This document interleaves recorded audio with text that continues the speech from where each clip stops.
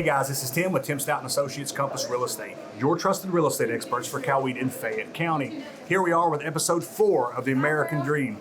Today we're at Dixie Dogz in Sharpsburg, and today I have with me Amanda and Bryan Storer.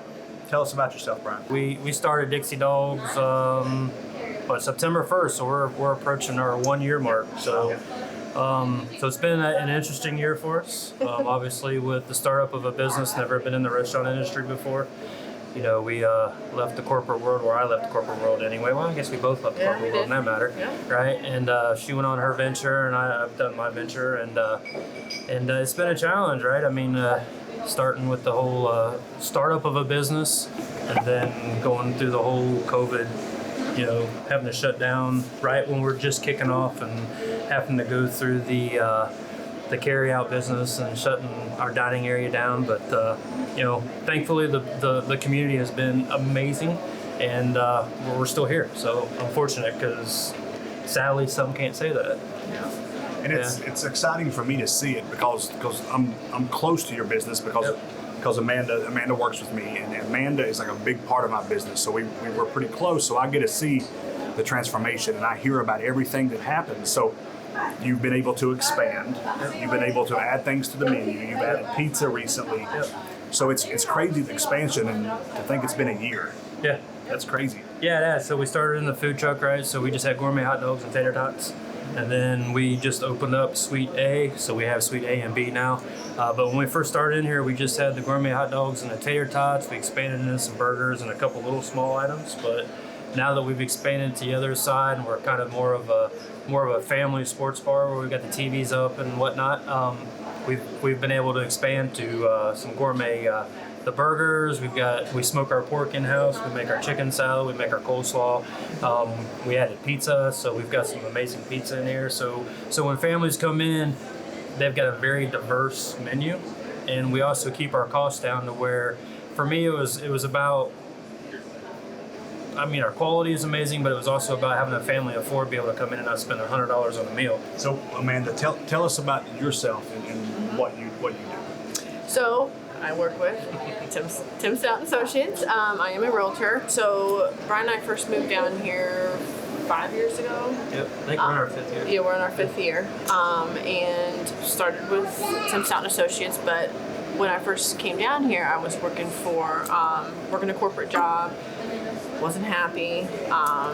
Saw Tim Stout and Associates was hiring, and I actually had my real estate license prior to coming down here in Ohio. So I transferred my license down here, started working with Tim Stout and Associates, but in the midst of all of that, unfortunately, Bryan found out that he was no longer needed in his job. So we were having a baby, I started a new job, and he lost his job. So Of 25 years. Yes, of 25 years. The American Dream. The American Dream, right there, yeah. So this is the time that I go through 5 questions. So whoever has the answer first will answer. Sure. So first question, Okay. the American Dream Fast 5. Yep. Your biggest business influence. I think first you gotta start with our parents, Yep. right? Because without them, they're kind of ones that have instilled our work ethic in us and drive to be successful. Yep. And I think just we drive each other as well, right? Exactly. We want to be, you know, We want to be successful. yeah, we want to be successful, and we don't accept anything less. What do you love most about the community? The support. We really saw during this COVID crisis, we saw people that were sharing our posts about, you know, carry out specials. We had the community come in and, you know, order food from us, and we honestly really saw just an outpouring of the community. Bryan, what do you contribute your success to? What I contribute my success to the community. I mean, without the community, we wouldn't be here, right? Especially through the pandemic that we've all lived through. If it hadn't been for the community's overwhelming support coming in here and doing carry-out orders while our dining was shut down and supporting us, my staff, being here and supporting the business and going through the mottos that I have and the initiatives that we want to do for the business, I just think without the staff and the community, What does the American Dream look like to you?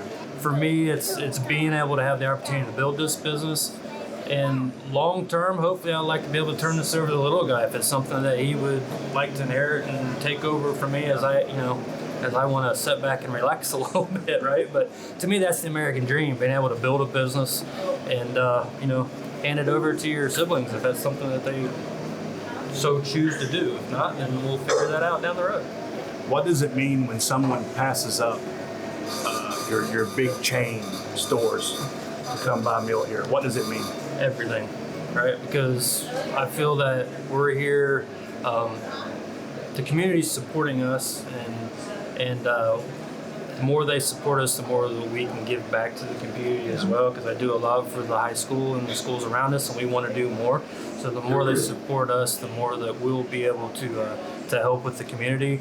And at the end of the day, we're a small business. We like to support local ourselves, and I'm finding out that this wonderful community wants to do the same. So, and it's one thing about shopping small. The small business support. It's like we all come together. Like if you own a small business, you support local, Yep. and it's super huge because when I come here and I buy food and hot dogs from Bryan, and I buy a home from Amanda, that puts money in Sharpsburg and Sonoy and Noonan. That puts money in his employees' pockets that are going to spend money here. That money, it's almost like my buddy Jason said today, it becomes like it's in a fishbowl. It doesn't leave. If we're buying corporate food, that goes somewhere else to help somebody else's bank account. That doesn't help local. So guys, I'm going to leave you with two things. Shop local, support local, and who you work with matters. And have a great day.